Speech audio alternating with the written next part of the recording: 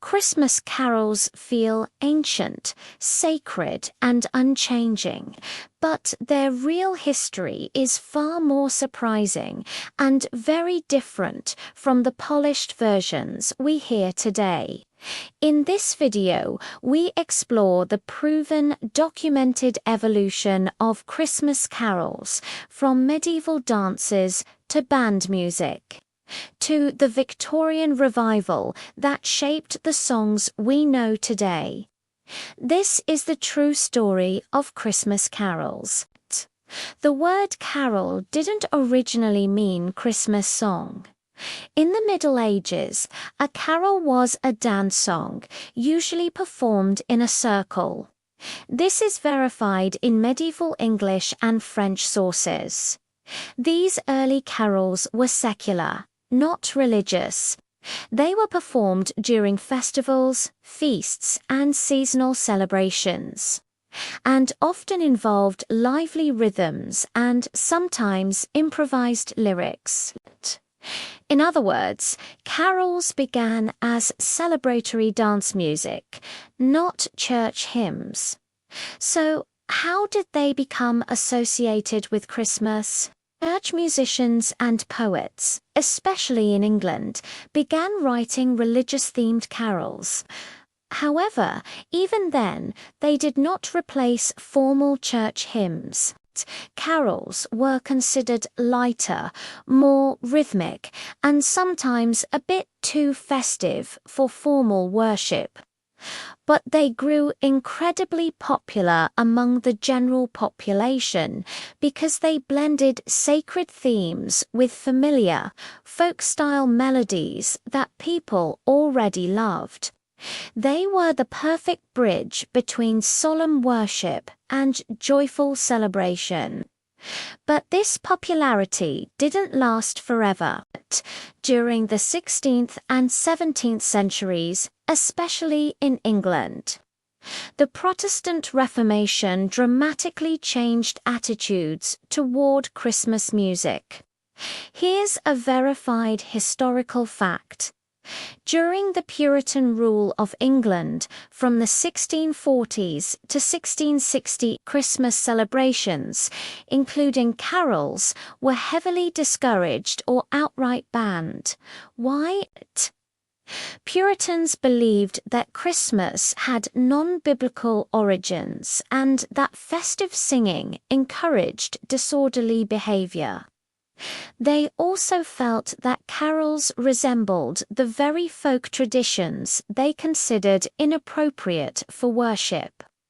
This is all documented in legislation and church records from that period. It took a long time for carols to make a comeback. Let's look at the known origins of a few famous carols based only on historically verified information. First, Silent Night. It was written in Austria in 1818. The lyrics were by a priest named Joseph Mohr, and the melody was by a schoolmaster named Franz Xaver Gruber. It was first performed on Christmas Eve with a guitar. These details come from surviving manuscripts that have been verified by the Silent Night Society of Austria. Next, Hark, the Herald Angels Sing. The original text was written by Charles Wesley back in 1739, but it was originally sung to a completely different, slower melody. The powerful tune we know today was composed by Felix Mendelssohn for a different purpose entirely. It was adapted for the carol in 1855 by William Cummings. All these changes are traceable through church hymnals over the decades.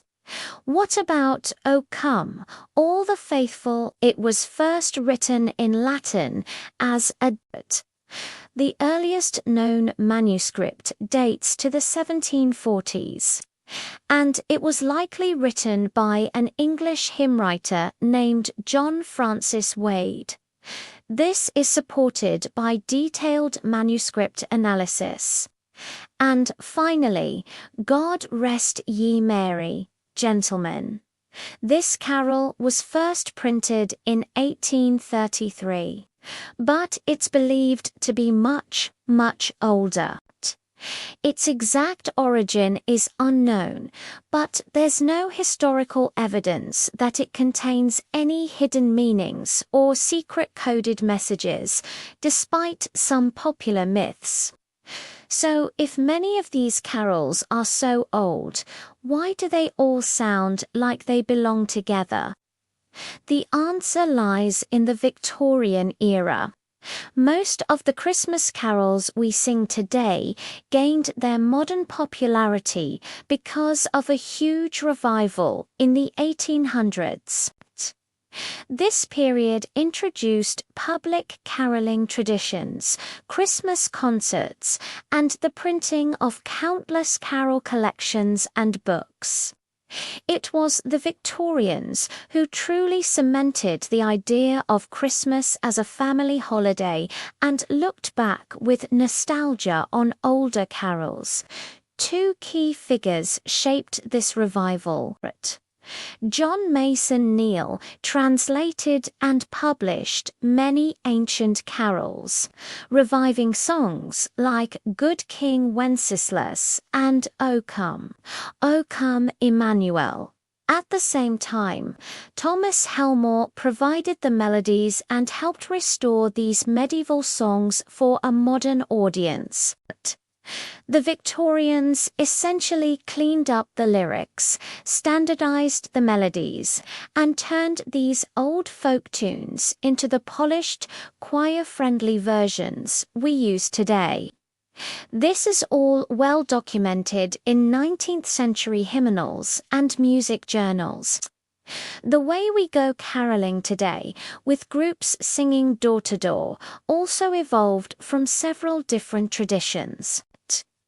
It's a mix of medieval wassailing, church singing, Victorian charity efforts, and old neighborhood musical customs. The Victorian movement is what turned caroling from a sometimes rowdy festival ritual into the respectable, community-friendly tradition we now associate with Christmas. This understanding comes from social history studies of Victorian Christmas culture today. Christmas carols continue to evolve. Choirs reinterpret them, artists modernize them, and cultures all around the world adapt them into new and exciting musical styles.